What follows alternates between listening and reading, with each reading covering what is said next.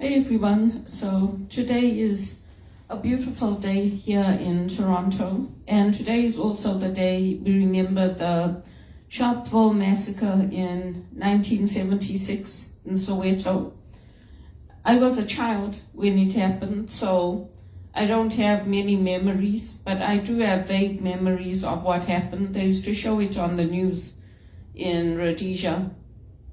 So, for us, our parents protected us. They didn't let us get involved in things like that. And I don't remember Rhodesia ever having things like that where children were taken to protests.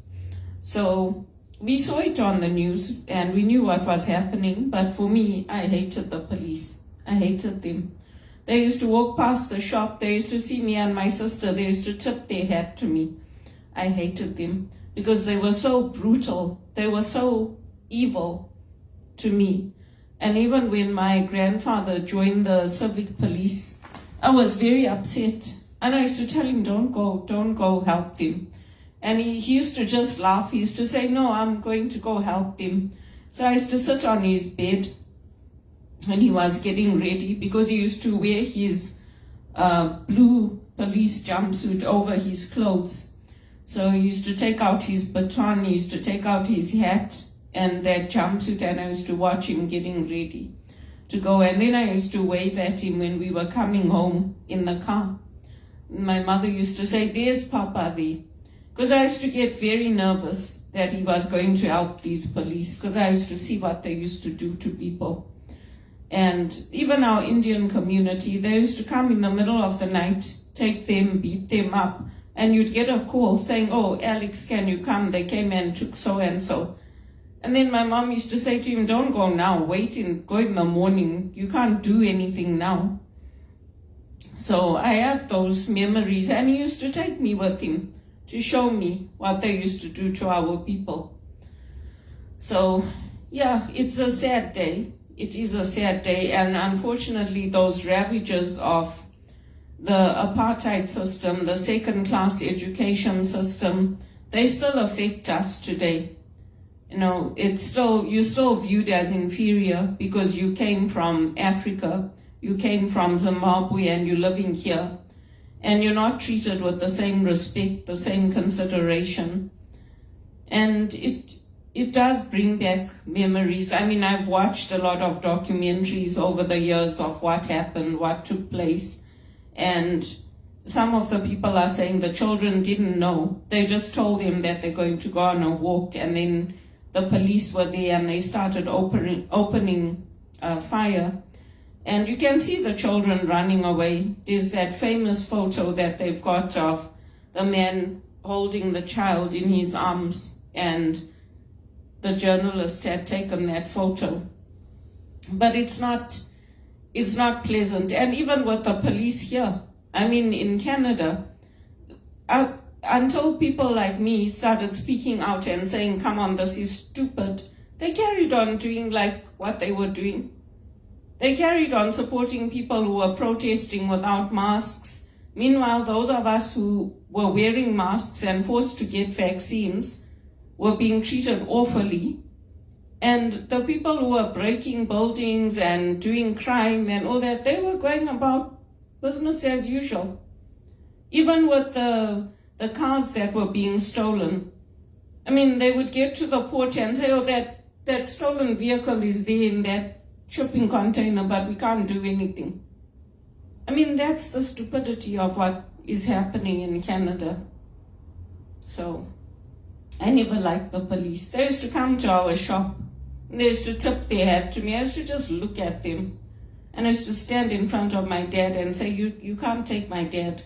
And then they used to mumble and go away. I don't trust the police. I don't trust them, especially even including what I've been through in Canada. I don't trust them, because people who tell the truth, people who are honest, people who are law-abiding citizens, we are the ones who are being threatened with arrest when we stand up and we think a meeting is over. We're not being told, Ms. Fernandez, I'm not finished speaking. Could you please sit down? I need to finish talking to you. We're not treated like that.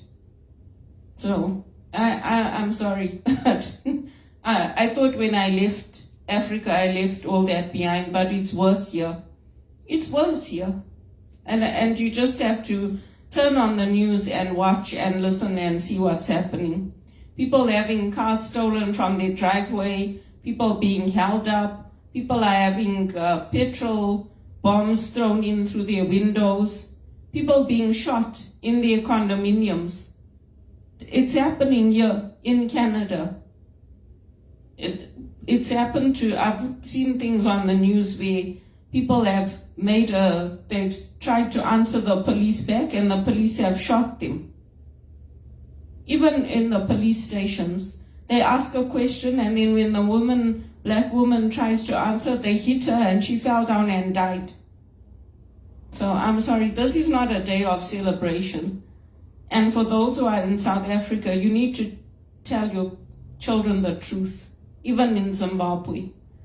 They need to remember the history and to remember it in a solemn way and a sober way, because what happened then is still happening now. The people who are being assholes, who are laundering money, who are having a laugh out loud culture, who are breaking the law, they are the ones getting the support. Even when we had COVID, we couldn't even go into the church to pray. People were reporting us to the police. I mean, it's a sick society. And that Bantu education system, we all went through it. They didn't call it Bantu education system in Rhodesia, but our education was not the same as what the whites got. And that's the reality. We had to fight for it.